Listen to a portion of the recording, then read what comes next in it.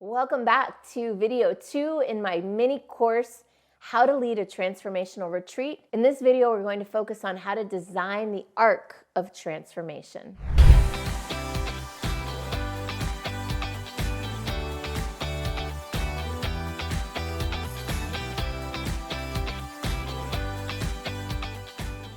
Leading people on a retreat is a journey.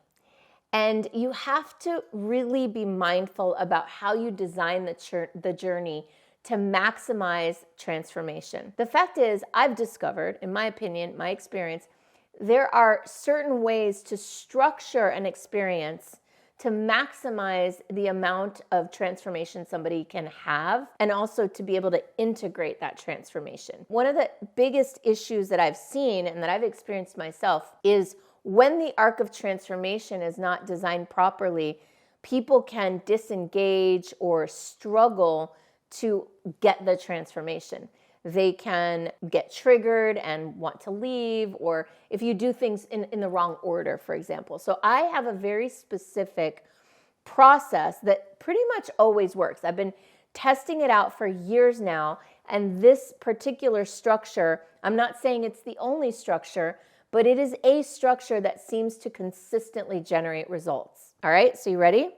I call it the arc of transformation, and it's basically that journey from A to B, that journey from being unaware to aware, that journey of not understanding something or not seeing something to seeing it. It's basically the journey of transformation, right? That's why it's called the arc of transformation. All right, you get it. So it's really the journey from problem to possibility. That's another way to look at it. So you've got a clear theme, you've got a clear intention, or at this point you should, because that's what we talked about in the first video of this series. If for whatever reason you're catching this video number 2, you didn't watch the first, I highly recommend watching that one because that's going to give you the foundation for this conversation. So in that video, we talked about developing your theme and your intention and really understanding the problems and possibilities that your audience has.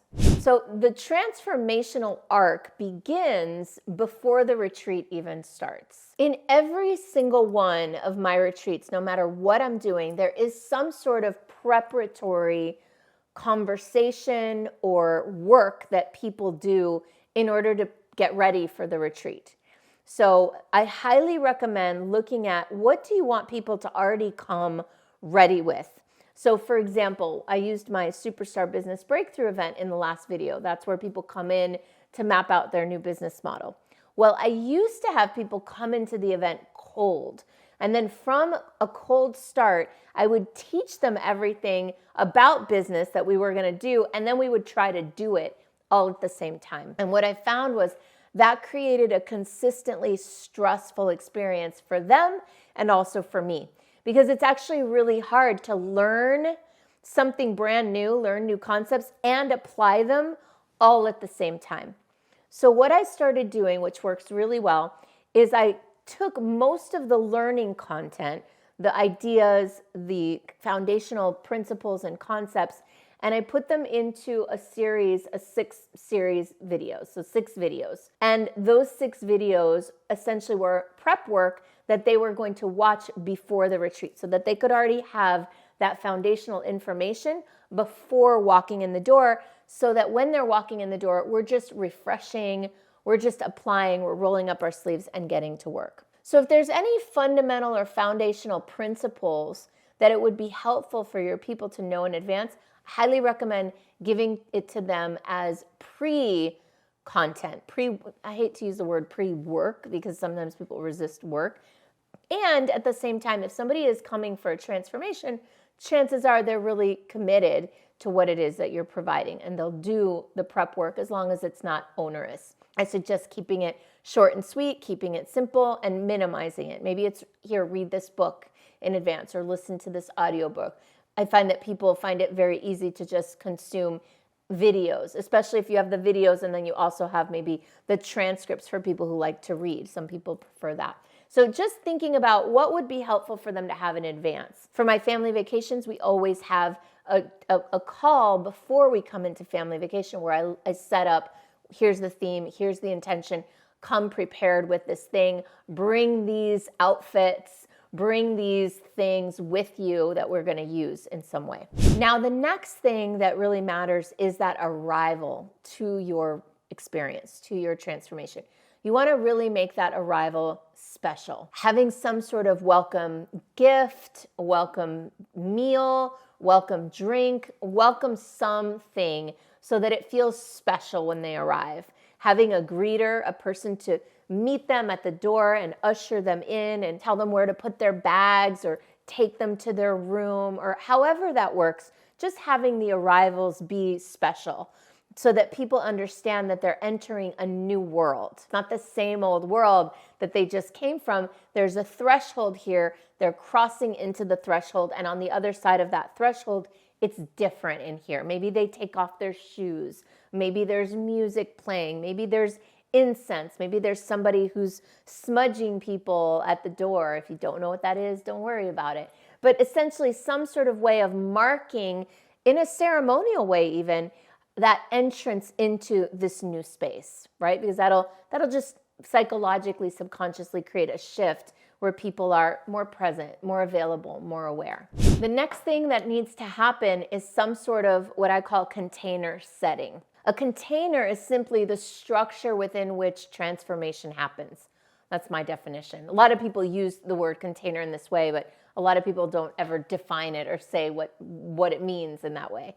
So the container being this weekend experience is the container for this transformation that you're providing. So container setting involves basically agreements. It's basically setting a field of agreements. I highly recommend when your retreat starts to gather people in some sort of configuration. For example, we use a circle.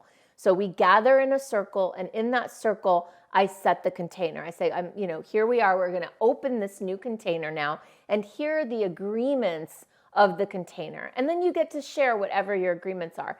Some you might want to consider are things like what happens here stays here, or it's safe. It's a safe place to share and be vulnerable, and because people will not be sharing it outside of here. Right there, we're going to give people the benefit of the doubt in this space. We're going to treat people with kindness and respect. We're not going to interrupt. Whatever your rules of engagement are, whatever your agreements are, you want to set them up front. I find that this is massively important. I never used to do this at my retreats. I would open with content. I'd get right into it in the beginning years ago. And now I know better. My entire first hour and a half of every retreat, no matter what it is spent just setting the container.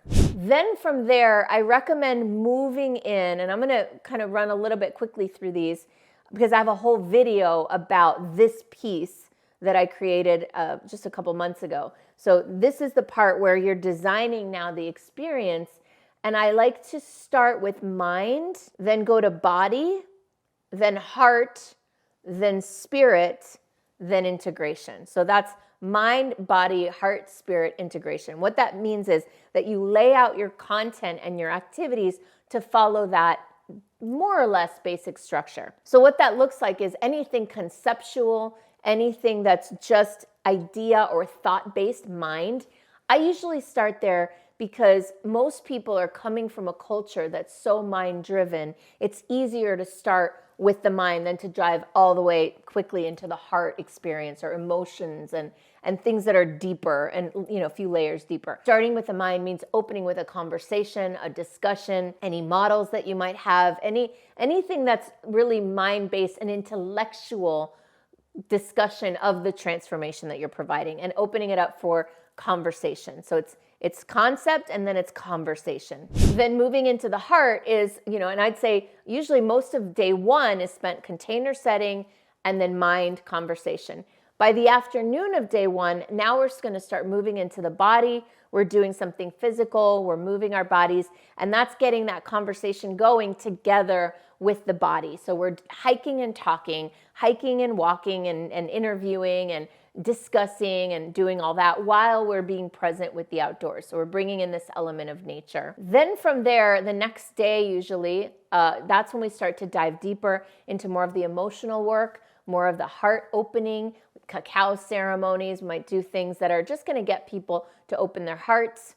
And it isn't till later in the experience that we go deeper into the realms, and not everybody needs to go here. This is just my retreats. We go into more of that spirit, soul led place. And then from there, moving into the integration of the whole experience. And that's the last thing that I'll leave you with, is that when you create this arc of transformation through conversations, through activities. Oh, one thing I almost forgot. I almost always have something where people are making something with their hands, whether they're cooking or building something or painting something, bringing the transformation through the hands to create something tangible that holds the resonance of the work that they're doing. This way they can take something back with them that's always a touch point for the work that they did. So, and then from there, moving into integration of the whole experience. And that's one of the biggest things about the arc of transformation, is that it's important that people integrate it. Oh, and I almost forgot this as well. Another thing to remember is to have some fun. I like to incorporate play and joy and fun. It can't all be serious, heavy, hard work. You want to make sure that the arc of transformation has variation built into it, so that there are highs, there are maybe music or dancing or things like that. Things that can really weave in body movement, heart, physical movement, connection, just, a lot of different ways of integrating a transformation. It can't just be all about the mind having aha moments and talking about them. You want to integrate it into as many different ways as possible: sound, vision, creation, play, dance, painting themselves, painting each other, all sorts of different ways to get that transformation to integrate, and then have them be able to leave with that. So then, of course, there's always a really important part of this is the closing. Highly recommend doing some sort of closing ceremony or ritual to seal the information. And then, of course, something maybe a week or two out for integration and follow-up, and to really check to make sure that that whole experience was fully integrated. All right, that was a lot, and there's so much more that I could share. And if you are looking for personal support in creating your retreats, not just designing them like this, which I can help you do, but also designing the business to go with it, let's connect. You can learn more about how I work and how you can work with me at superstarbusinessbreakthrough.com. And meet me on the next video, where we're going to talk about creating the space to support transformation.